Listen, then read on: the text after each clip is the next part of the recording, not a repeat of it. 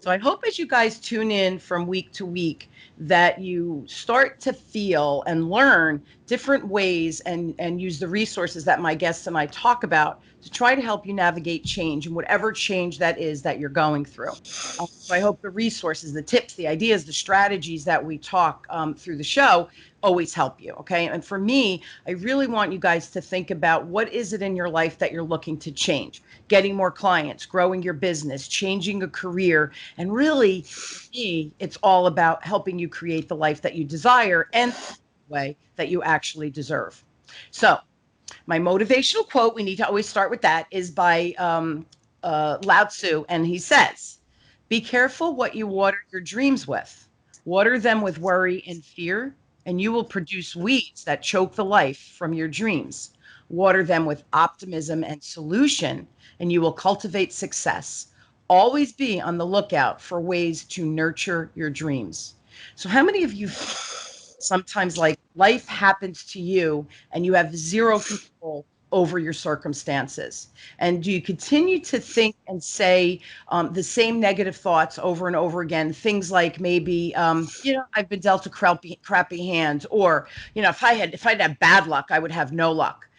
Or would you say something like, you know what, I just have to deal with it. I have a crappy life. They're pretty negative statements. So if anything like that is what you're saying, you're in store for a treat today. So I want you to remember something. What you think about over and over again really does become your reality, and it becomes so quickly. So ask yourself this big question. Are you thinking about the right stuff?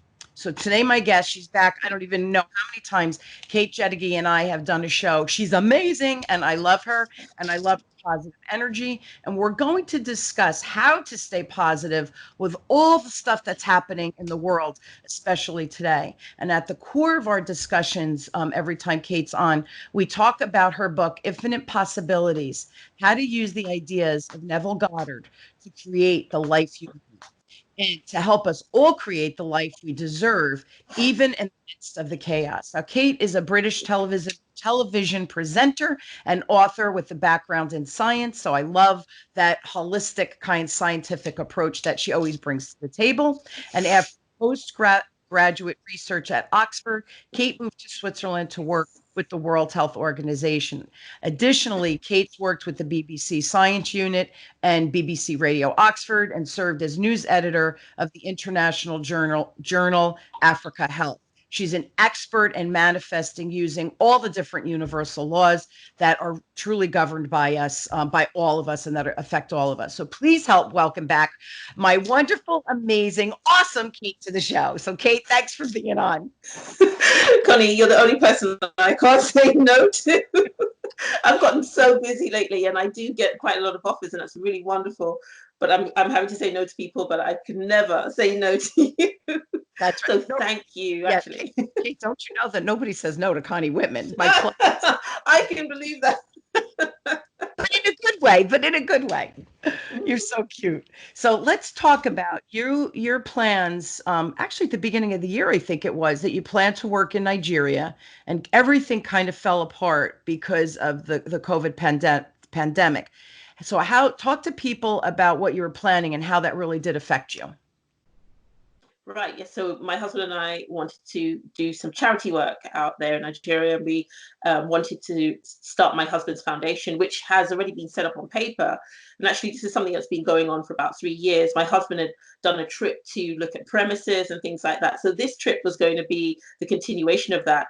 And hopefully, we would be able to really stay in Nigeria on a kind of semi-permanent to permanent basis. So we're really excited about all the progress. There was this wonderful property that was going to be the home of the foundation and all that kind of thing. And then, of course, COVID hit.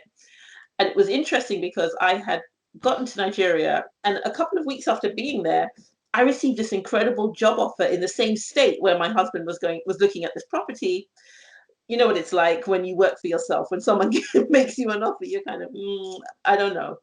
So I'm umming and ahhing. And then all of a sudden, that opportunity was snatched away because everything changed. So it was so humbling for me. Here I was, we had these plans, I was really excited about it. I was telling people I couldn't do this and I couldn't do that because I had this wonderful project in the pipeline. And then the project shut down. So for me, it caused me to take a step back, to really be humble, to start to think about life and what I consider important and what my priorities are. And I am glad about that, because you can end up sort of getting on this treadmill, if you like. You're running so fast after the things you think you want to achieve, and it seems so right at the time. But when it's taken away, you can really evaluate, is this the right thing for me or not? And so something wonderful happened as a result of all that being shut down. I was able to take a look in at my own work and really what I wanted to do. So it was a real transformative learning experience. And it's so funny. It's similar for myself, right? Everything shut down. My clients, I got email, like the emails were flooding in. No more training, no more training, no more training. And like you, as a business owner, if I don't work, I don't get paid. And at the same time, my husband lost his job. His company actually shut down. So now you're thinking, we have no income coming in. I have a kid in college, right? So the bills keep coming in, which is life. And you had it forced us to pause and figure out, like, what do you really want here? You have an opportunity. And I hope people, as we're saying this, I hope people have took maybe not, because we all had the same opportunity. COVID shut the world down. It wasn't just like New Jersey and Nigeria, or now you're back in the UK, that they were the only ones that shut down, right? Everybody was affected. And I hope everybody took that, because the pause button was hit. It was up to us how to use that pause. And how did you shift and pivot? And it was funny, because I remember having a conversation with my husband. He ultimately got a job. I pivoted. I started creating a digital network now, where I never had the time to do that. COVID's here. The digital is probably going to be the wave of the future, Mm. timely. And I launched my book. I'm number one best-selling author Congratulations. internationally. Yes. Yay. So but that never would have happened, Kate, because I wouldn't have had the time to sit and finish the book and get it, push it as quickly as I was able to. So those pauses, sometimes they're needed for everybody, but you have to take the opportunity. Is, did you take the opportunity to self-reflect and look within? Mm-hmm. What do I really want to do? So that was a very profound statement that you said. It humbled you and forced you to say, okay, what do I really want here and now? And I think that's part of that whole manifestation that you and I always talk about. If you don't have clarity in your thoughts, you can't have a clear vision. You can't create what that reality that we're hoping for, in our life, we're Mm. dreaming for. So yeah. And you were in another freaking country. Like, holy crap. It wasn't even like you were home near your family. So talk about being isolated and a little bit scary, yet you navigated it. So it's just, I think, all about moving forward. That was very profound. Now, with so many people, go ahead. Do you want to say something else before I ask the next question? No, no, it's. I just love what you say about pivoting, because it was incredible what came out of what happened. What looked like a huge disappointment actually turned into something that I would never have expected. I was inspired to take certain actions regarding my work around metaphysics, and I have been. All I can say is tremendously blessed. I can't believe how many times more my income has been increased through what I do now. And this is the way, this is what we're talking about in terms of manifesting. It looks. You're freezing a little bit, Kate. Did I lose you?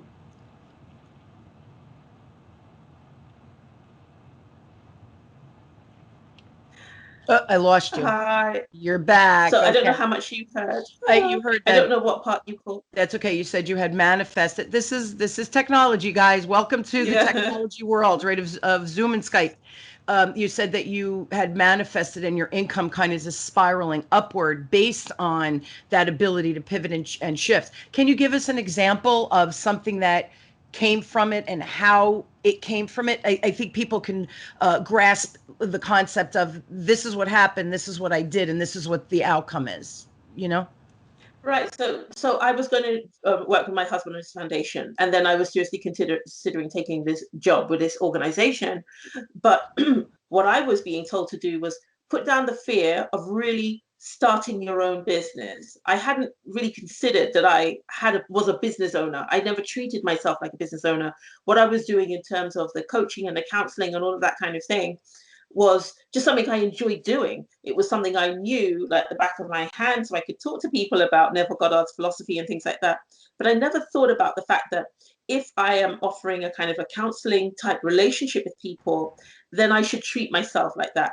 I should really look at what my expertise are, sell myself on that basis, and treat myself more respectably by doing things like charging for my time.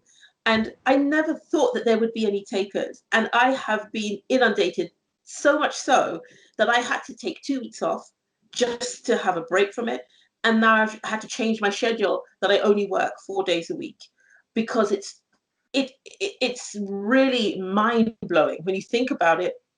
My husband and I were looking at our finances. Thankfully, my husband was able to, do some business, but his business ground to a halt. He sells land. If he can't meet with clients, he can't sell any land. And if people don't have any money, they can't buy land. So it was really terrifying for us because because of his business, huge expenses and, taxes and all kinds of things. So the fact that here comes all this income on my end that took the pressure off him. As things began to move, he was able to sell some land and then, sort ourselves out. But it was just that fear, shaking off that fear, because I didn't realize that it was fear. I just thought it was, oh no, I don't want to do that. I didn't actually stop, but I was forced to look at myself because of this pause button that had been hit. And I found fear there and I was able to overcome it. And wow, look what happened as a result. Fear is real, and you're so right, but I think oftentimes it's camouflaged because we worry and what if and what if and what if and what if. That's fear talking to you, screaming at you Mm-hmm. sometimes, right? And when you have no, like me, right? You had zero income coming in. We had zero income for 3 months. Here just, I have a finance degree and an MBA in finance. So I got to throw this out there for everybody. You need to have a nest egg. You need to have some kind of savings because you never know when the rug's going to be pulled out. And I'm not saying it's easy to do. Trust me, we've had some lean years in this household. Okay, 2 kids in college. I mean, I know I'm preaching to the choir. A lot of our listeners, Kate, but yeah, you have to have some kind of safety net. But that's real when the money stops and how fast that money runs out. Fear is real, and I agree with you. It's camouflaged so that you were able to identify it, kind of say, all right, I know you're there, I get it, what can I do to change my predicament? And I think that's where all of a sudden you thought, well, wait a minute, can I start charging? Can I do this? Can I do this? And that's where the opportunity starts to roll. But you have to Yeah. identify the fear first. Yeah, well said, well said. With so many people, our lives have been turned upside down, literally. How do you think, or how do you help people, or recommend that they kind of refocus so they can see the fear and identify it? Okay, so when you look at what's happened with COVID, and I don't necessarily just about COVID, but when you No, see the changes yeah, that we've gone through, and this applies to any time when someone faces a life-changing trauma, you're really confused. You're scattered, you're pulled in lots of different directions. And that is really because of your emotions on top of everything else. So things have changed radically. So, what we need to do is create a new starting point. Don't think about what's been lost because you may feel that, oh my goodness, I can't recover that. No, it's gone. Just think that you can emerge out of this a different person. This has happened to you for a reason, like this phoenix rising from the ashes, gold being purified by fire. This is what our traumas really teach us about our capacity for resilience, how resilient we are, how creative we can be. When people are starting from nothing, there's this real drive, this excitement. And that's what I would say, focus on the excitement of what you're going to create from what you're building. And then instead of looking at what you've lost, see what you still have available to you. There's something so tremendously motivating about building something new from scratch. It's an incredible opportunity. You do it on your terms. As you said earlier, Connie, the whole world has stopped. Okay, so everybody's focusing on themselves right now. So you don't have all that external pressure from people telling you what they think. They're too busy trying to get their lives together. it's So true. here's an opportunity for us to do literally anything. like I did, I started a new business. You could do anything and it seems impossible, but when you start the process, things start to come in from anywhere. You find even in this time of COVID, people are out there trying to help each other in ways they perhaps didn't do before. People are being told, okay, you can lease this premises 6 months rent free and all kinds of things because everybody recognizes that we're all in this together. And so that's why I would really strongly recommend that you focus on that. Wow, here's an opportunity for me to make my life whatever I want it to be from this moment.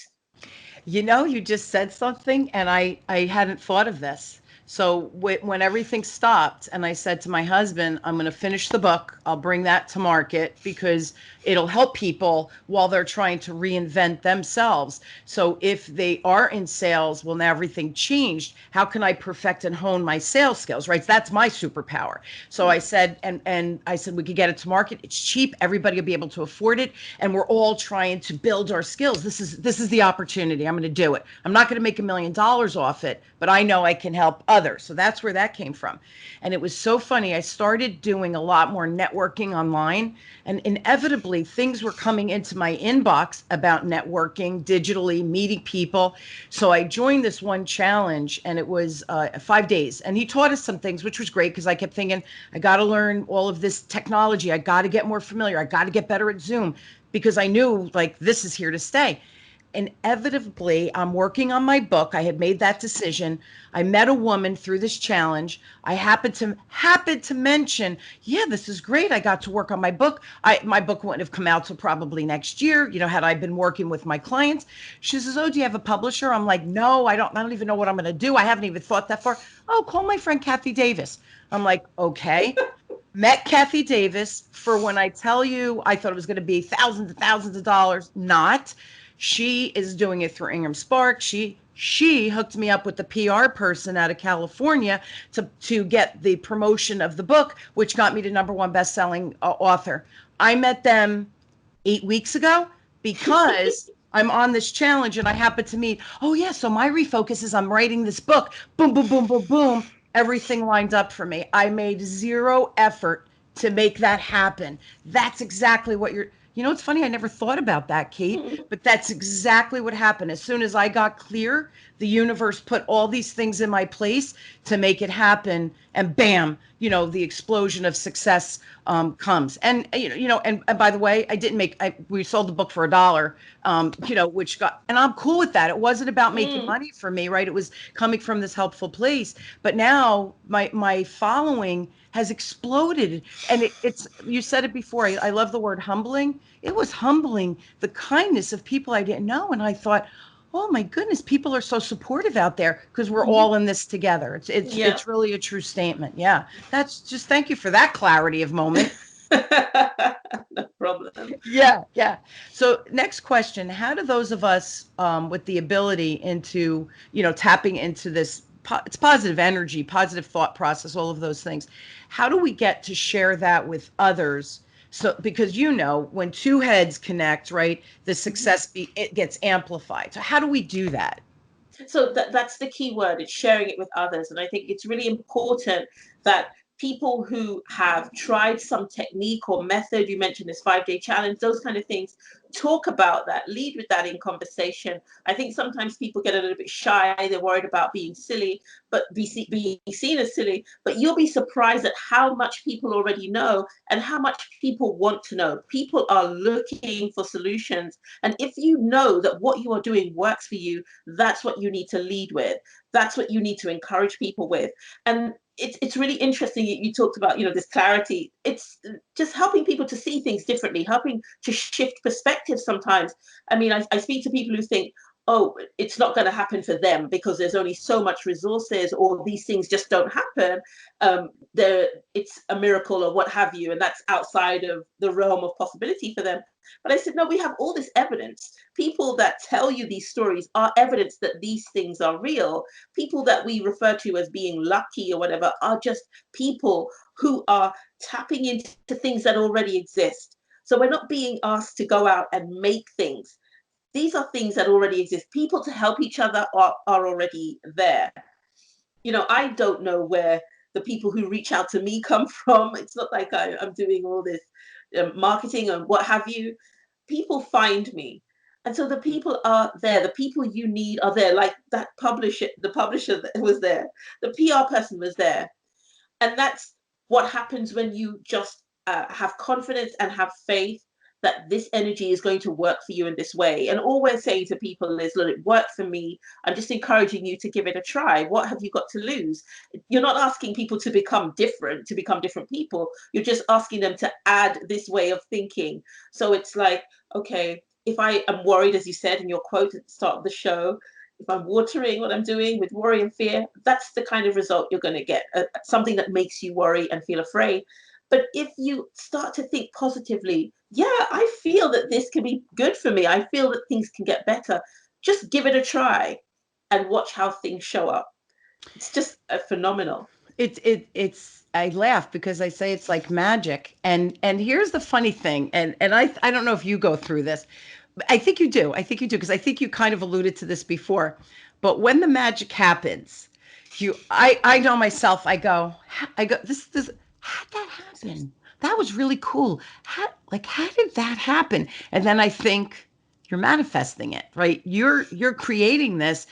Now, I know what the resource was going to be? Nope. Did you know what the resource was going to be? Nope. You're like, that kind of feels right, right? And you go and you do it, and all of a sudden there's this big chain reaction, and the chain reaction wouldn't have happened had you first had the thought to let me give that a shot. So Mm-hmm. and right, I think Kate, I hope people are understanding. Unless you're clear with what you want in your heart, you can never be clear about what step to take. So sometimes the clarity is, I can't do this anymore. I hate being broke. I hate this. COVID's happening. I'm in pause. I'm tired of Netflix. Reflect for a minute. See what your soul is telling you. See what your heart is telling you, and then take one little baby step in that direction. And that's how that one baby step snowballs into whatever this thing is that you ultimately can manifest. So, and it's funny because meeting this Kathy Davis and Rebecca Hall, who's the PR person, shout out to them. Kathy said to me, we're doing this collaborative book. I'd love you to be a part of that. And I was like, I don't think I have. See the imposter syndrome, negative. Kath, I don't think I have a good. She goes, no, you do. Would you like to be part of? And I'm like, okay, all right, I guess, right. And now I a couple of other people I spoke to, their stories inspired me, and so I've introduced Kathy to them, and Kathy's like every day. Kathy's like, thanks for the new introduction. I've introduced you to people to be on podcasts, and thanks for that introduction, because you never know where the magic's going to come from. But see, I was inspired to share Kathy and Rebecca. I'm inspired to share Kate. Kate's inspired to share me.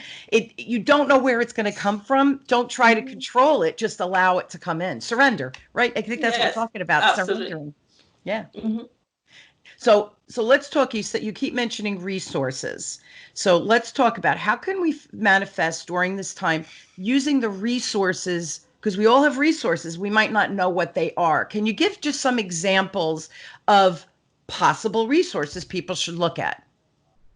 Yeah, I mean, one of the things are the kind of connections that we can make with people, and also having the confidence to reach out to people who may be in a position to help you in a way that you hadn't considered before. So the kind of thing that stops us from reaching out, it could be somebody who is a philanthropist or someone who hasn't been a philanthropist. You just, as you say, you never know where things are going to come from. Um, Not just the crowdfunding, but write letters, excuse me, to people and say, look, this is my situation.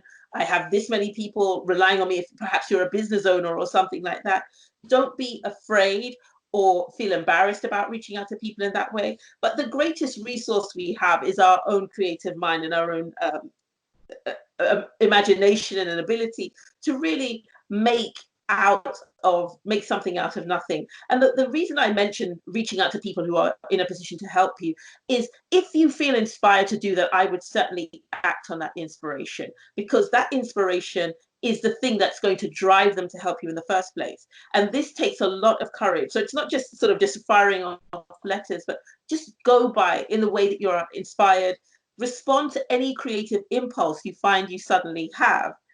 And if in terms of technique, I would say what's really important is that we have what I call these love yourself moments throughout the day. When you find yourself really overtaken by feelings of fear and not knowing what to do, you need to sit down, let that emotion come up, close your eyes, and just allow that emotion of fear and everything just to be there. So you're not resisting it in any way. And then you're going to remind yourself what you've done. I am still here. I'm a resilient person. I'm a caring, but just start to list all the things about you that are good while that emotion is swirling around. And then when you finish and you feel you're starting to feel good about yourself, this is a very, don't feel embarrassed about doing this kind of activity. You just tell the negative emotion, I don't need you, or I'm through with you. And just let it float away. Frees up mind to tell you what step to take next. I really want us to get to grips with the fact that all the resources that we need to survive are available to us. It's just a question of how do I tap in? How do I gain access to things that I wouldn't ordinarily have access to? And this is where the manifesting comes in. You will make contacts that you never thought possible. That's the kind of thing that happens, like you say, literally out of thin air. Things that you thought were not available to you will become available to you. That's the way I would suggest it, Connie, is that people look around them in their immediate environment and feel confident about doing research into what you need, figure out what it is you need, and look to who has what you need and manifest a yes from those who have what you need. We really are in this together. And it's not about being aggressive and in your face and No. obnoxious. That's not what we're talking about. It's about finding that clarity of what you want, then what resources you need. Like me, the book, I wanted to write the book. What were Mm-hmm. the resources? I needed someone to help me with the publishing. I could have done it on Amazon. I didn't really want to do that, but what's out there, I don't know. I had no idea. And bam, I happened to mention to anybody I talked to, yeah, I'm right. I have the opportunity to write a book. You share what you're doing to share ideas, and then that this person brought the correct solution to me without me having to do a darn thing other than mention it. So, and I wasn't obnoxious about it, saying I need No, help, I need help. It wasn't about that. no. It was just kind of mentioning it. Yeah. I'm glad you said that. I just want to add to folks. I know sometimes my thoughts are kind of bouncing around my head, and I want to be super clear for your audience. But what we're talking about is the universe bringing you into contact with the right person. And that happens when you're able to stop judging yourself and start loving yourself. As soon as you start loving yourself, you're going to draw to yourself the things that support you. So just as you go towards someone who has something you need, they have something that you have something that they need. And it becomes this wonderful, mutually supportive, symbiotic relationship. That's what I'm talking about. Just allowing the universe to lead. And you do that, just recognize, first of all, identify, as you said, Connie, what we need. And then saying, okay, that's where it is, and manifest it. I accept that I have that resource right now and I can use it and get the results that I'm looking for.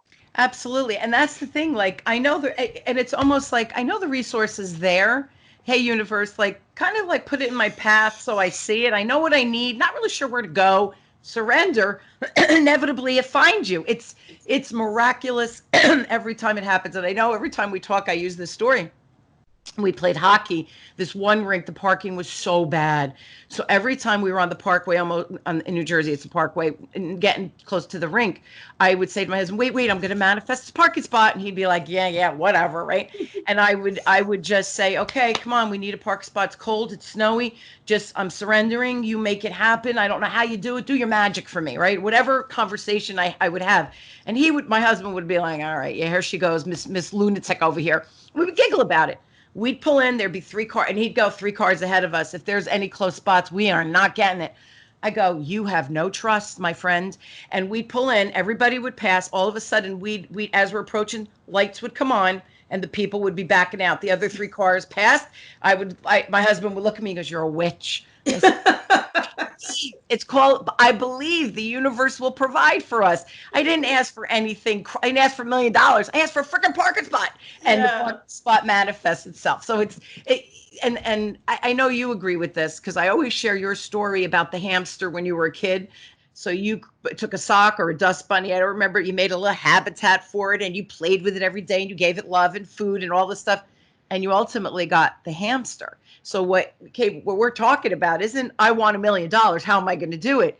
It's about a simple little thing that you could create. Ask for a penny on the ground, and see what happens. That's how you start to develop the superpowers, right? That neuro linguistic programming piece of it, right? The plasticity of our brain. That's what we're talking about, right?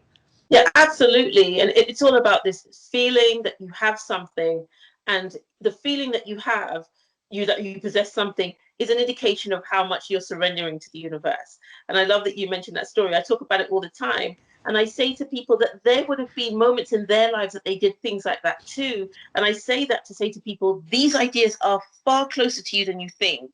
They're far more familiar to you than you think. It's just life gets in the way. We're so used to being at work and doing our families and our this Right. and our that, that we don't actually focus on those moments when we have used these abilities in the past. And so it's absolutely essential that we remind ourselves about the fact that we have these abilities in the first place, because we need them now more than ever. We do. It's true. And that's a great lead into my next question. I'm curious your take on it, especially because you do travel, right? You've been in Nigeria, you're back in the UK. I know you've traveled to Mm-hmm. the US. So you've seen a bunch of different cultures. You've also have worked with police resources or police. You've been consulting with police Yeah. units, I guess is the word, and about their Okay. PTSD. And so you have this beautiful vision of all of these different pieces of a puzzle. So there's been so much turmoil really lately. I think around the world, not I know just not in the United States or in the UK. Should people feel obligated to be part of whatever's going on in their particular culture? Or what's your opinion on that? Just I'm curious because you always have such a good perspective on that. Thank you. So, not to minimize anybody's experience, I think one of the things that we need to stay focused on right now is that we've all been under this tremendous strain. So we've been under a lockdown. So it was inevitable, if you like, that tensions were going to boil over. And I think with things like that, situations like that, things get blown out of proportion. And as I say, I'm not minimizing any of the recent events or anybody's feeling of frustration or anger or injustice or whatever it might be. And this is whatever side of the fence you're on. But it's just not losing sight of the fact that what people are really feeling pressurized about is the situation that's happened to the entire world. My mum always used to say to us, "You're never upset for the reason you think." If we'd come to say such and such has happened, I'm upset about this, she would say, You're never upset for the reason you think." And it's like, stop and think about what's really bothering you. And people don't always like to hear it, but more than often than not, it's to do with ourselves. But what we do is we project whatever it is we're feeling onto someone else. And we say, look, here's all this evidence to prove that that person over there is doing all these terrible things to me. But that's not an accurate assessment of what's going on. And so I would say to people, don't feel obligated. Go with what you're inspired to do. There's usually pressure. Where are you? Where's out there? If um uh if you don't feel inclined to do it, don't do it. You don't know if you're walking into danger or not. And I will say this thing with the police, that the relationship between the police and the communities that they serve right now is really tense. It's really fraught. But I think if you're feeling kind of locked down, any kind of anger or tension about the police or about the people who are protesting against the police, let's look at the fact that there is a lot going on. There are hundreds of thousands of calls every single day, and these people in uniform um, are the ones who respond to you. If you feel unsafe, you pick up the phone. You feel okay, they're coming, and it doesn't mean they're coming to help, right? So it doesn't mean that the training needs to get better. I firmly believe that the training needs to get better. I'm talking about it in the UK. I've had an opportunity to talk about it in Nigeria, and I will have an opportunity to talk about it in the States. The training does need to get better. Everybody needs to be safe. I mean, this is what we're talking about, a really essential service, and it's such a shame that people are conflating the pressure they've been under COVID with this tension. They really are two separate things. And I don't think it's possible to be completely objective. So I would say to people, if you feel to stay out of things, you are perfectly okay staying out of things. And then use that time to reflect on what you want to see in the world instead. So you don't need to contribute to the problem. You can be part of the solution. And I think that's the most effective use of our time. I agree with that. And I always say when I teach my corporate clients and the employees, especially the younger people who are starting their career, I said it's never a bad thing if you see a situation at work or maybe a process that's outdated and you have a better vision of how you can maybe make it more efficient, right? Or save money, whatever it might be. Go to your leadership team and say, hey, I was exploring this. And don't say, this is a bad process. Mine is better. So don't hate, that's not how you present it. You say, I was looking at this. I have an idea. So I see this problem, but I have an idea. What do you think? So I said, don't go in with the complaint. Go in with the solution. And now what happens? The person you're responding or approaching to make that has the authority to make the change will actually sit and listen to you and say, hey, that's a great idea. Why don't you look into that more? Why don't you spearhead that change instead of it's the way we've been doing it, just leave it alone. You think you're new and you know everything, right? It's how you present. So if you go in and try to be part of a solution, part of a team, you're going to get a very different response. So I agree with you. And it's interesting you said that if you don't feel like you can go out and be part of the protesting, whatever it is that's happening in your neighborhood, because you feel unsafe or you don't want to, or you're shy, whatever, it doesn't matter. How can you be part of the solution?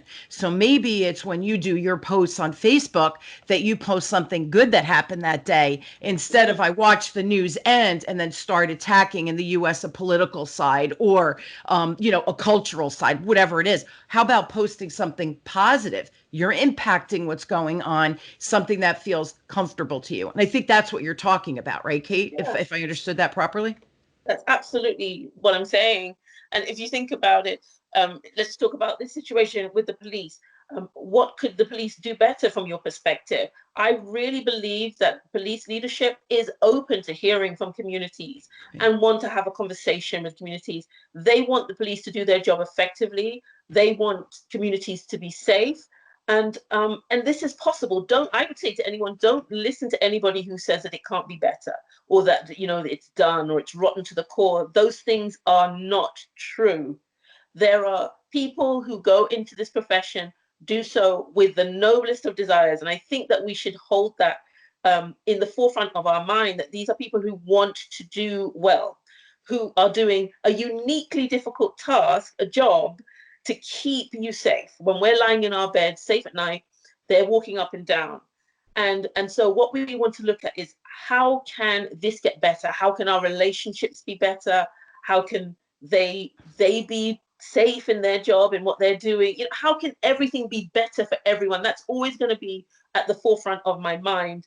And I really don't have time for anybody who wants to talk about anything else. And I love that, and you're so right. And oh, by the way, guys, the police, you've spoken, like you said, UK and in Nigeria, and now in the United States. She's an expert in this, helping people find a better solution so that we can combine resources. That's really what we're talking about, and create just something so better and magical and beautiful, but that everybody is safe and it becomes a win-win situation instead of this let's butt heads. When you're doing this, no solution will ever happen. So she's an expert. She knows what she's talking about because she does work with the police, who, oh, by the way, the executive staff, I don't know what they're called at the top of the police, the leadership of the police forces, they are interested and they are asking Kate for that help. So it's not like they're blind saying, no, we're perfect. It's the opposite. Everybody's looking for a solution.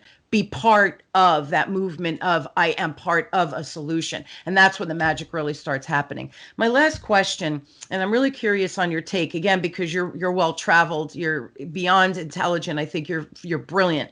Do you believe that the world that we will ever see peace? Like right now, Kate, right, we're in a snow globe and it's like they're doing this, right? Do you ever think that the snow globe will settle down and we will find peace around us? So the answer to that is yes, but I want to qualify that answer by saying that we need to understand what life is all about. Life teaches us through trauma what we're capable of. It teaches us through the challenges we face what we're able to do, and that's what's going to happen. So if people are looking for the world to suddenly become a better place on the outside, that's not going to happen. But I've always said this: if we as individuals, as members of the global community, show up as the best version of ourselves, it's inevitable that the world becomes a lovelier place. It's going to start in us. That's the way I would like to put it. The peace we're looking for, we have to find it in ourselves somehow. And sometimes it looks like it's an impossible thing to do, particularly when there's a lot of traumatic stuff going on, and people are confused and really challenged and stretched and all kinds of things. But if we're looking for the world to be at peace, it will be if we are. And so I encourage, that's why I say, I encourage everyone I meet, that's why I say, on an individual basis, work on what good you can contribute to the world. Don't worry about what someone else is doing. And if that other person works on themselves and the next person works on themselves, we're going to start this snowball effect of just love being spread around amongst us. And that's the way I feel about it. And I love that, Kate. And that's why I always love speaking with you, because you and I, we talk and we giggle sometimes because we get in each other's head. And I'll say something and you think, oh, that was the exact word I was going to use. Or you'll say something. I'm like, get out of my head, Kate. That was just thinking that same thought. So I love that because I think both of us are positive. Both of us believe what we're saying. Both of us, we create. We're not lying that we're giving you examples of the crap that we've done, and hey, oh my god, it worked, right? So you and I live and breathe this. And I think the other thing is we're both kind and love. And I think that at the core we all feel fear, but on the flip side of fear, and you can camouflage fear any way you want, the worry, the not sleeping at night, right? It's all fear based. But on the flip side, happiness, joy, it all comes down to love. So to me, they're kind of the two extremes that we're fighting within ourselves. If you can find love more frequently or tap into that feeling of love, joy, peace, happiness, harmony, the world changes around you, and you have that power of you. You can't control anything else, so stop trying to control the world. I love that. It's true. It's love. It's love. At the end of it, I think it's love. I just want to mention again, Connie, please, everybody who's listening to this program, take the time out to think about what you do well. This is not you talking to someone else. This is talking to yourself. I handled that well. I was kind when someone was unkind to me, or whatever it might be. I love my parents. I love my spouse, my husband, my wife, my children. Think about what I love my pets. I would do anything for my pets. Just start to focus on what you do well and what is good about you. And that starts to take over because you're starving the other stuff of attention. It goes back to my quote. You water with worry and fear, right, and hatred or whatever, you're going to choke. If you create love and harmony and good things and blessings, your garden grows with beautiful flowers and strong trees. It's this isn't like somebody hears a quote and they go, yeah, that's not for me. These quotes have come from something that was real and tangible, that now these quotes, are running around out there. So I love that. I loved that quote. I thought it spoke so beautifully to our conversation today, right? It's what you feed it, it becomes. You feed the wolf, it's going to eat and be a predator. You feed the love and the harmony, and that's what you're going to create in your life. I mean, you have a choice, right? This is all about Absolutely. choice. Yeah. Freedom. Humans, we have freedom of choice. That's what it comes down to. So here's the deal, guys. Kate, I love her. She's my friend. She's in my world. She's stuck with me. Okay. So I get to have Kate anytime. Well, not anytime I want. I have to schedule time with the busy girl. But and I love that. I want her to keep being busy and successful because she's changing the world. And I am her champion. But if you do need more Kate, or you need help, maybe creating manifestation or creating peace or whatever it is in your life that you're working through, trust me, I love Kate. She's a tremendous resource. Buy her book, Infinite Possibilities. And I share this all the time, Kate, with anybody I speak with. I have, my seat where my husband and I watch TV. You sit in the same chair. And right next to it, I have a little table. Infinite Possibilities is the only book on that table. And when I have a day that I'm like, I'm exhausted and I just feel depleted, I literally pick up the book, open to a random page. Inevitably, it's usually the page I need to hear. And I put my glasses on and I read whatever that chapter, that it's a couple of pages, and I always think, you knew that. Get back to that. Be positive. So I highly recommend finding Kate. Go to her website, katejedege.com. It's KateJegede.com. Don't worry, I will post it. I will help you find Kate. Also, Facebook. You do a lot on Facebook and Instagram, but you guys can find her, obviously, facebook.com/ and then it's Catherine Jedege author. You didn't change that, right? Oh, I have changed it. Thanks. See, I put, I'm so sorry. I should have told you that. So, yeah, my Facebook page is changing. So it's Kate Jegede page. So it's facebook.com/Kate Jegede page. But what I could do is to send you that link, Connie, if you can share that with your audience that way. yes, I Thank will you do so that. much. Yeah, so thank you for sharing that. I forgot to ask you at the beginning. You guys, I hope you found today informative. I hope you found today inspiring always. And my intro of, I hope that you look at this show and listen to, whether you agree with Kate and I and you think we're kooky out of our heads, I'm okay with that. Kate's okay with that. But if we put a seed within you of, hmm, what if I can do that? Hey, I'm cool with that, right, Kate? I know you're cool with that. Absolutely. I'm totally cool with that. We're all about getting in your little head and saying, hey, maybe change your perspective here. You never know what you can create. And magic, we all have magic. I say, I have, when I train Kate, I have, markers that I use on flip charts, and I go, my magic wand is upon us, right? Like you are going to learn today. So yeah, so we all have the magic within us. And I do hope you were inspired by today. Guys, another resource, I'm all about giving resources. Go to my website, whitmanassociates.com. I have I have a resource page on there, as well as offering, my partner and I have that free communication style assessment to just give you a little insight into how you're showing up with others. It's all on the whitmanassociates.com page. Just go into resources, the CSA, take that assessment. I have charts there and free guides and other things for you as well. So check that out. Join my mailing list and all of that so you stay up to date with anything I create. Same with Kate. Stay connected with her on Facebook. She's always posting amazing videos and insights, and it's just inspiring and it makes you feel good. So check that out as well. KateJedege.com, whitmanassociates.com. Find us, love us. We love you. Right, Kate? Absolutely. And you guys, I hope you will continue to join my guests and I every week as we question, build, and discover together that change, don't care what it is, guys, we've got you, you've got us, and you can make it happen. Just play and experiment with different things and inspire yourself. Thank you again, all. Thank you, Kate, my love, for being on. I just love you to death. My pleasure. Always, Same. always fun to hang out with you. You make my day. You guys, you've been listening to Enlightenment of Change with me, your host, Connie Whitman, on webtalkradio.net. Thank you so much for tuning in. We'll see you next time, guys. Bye. Bye.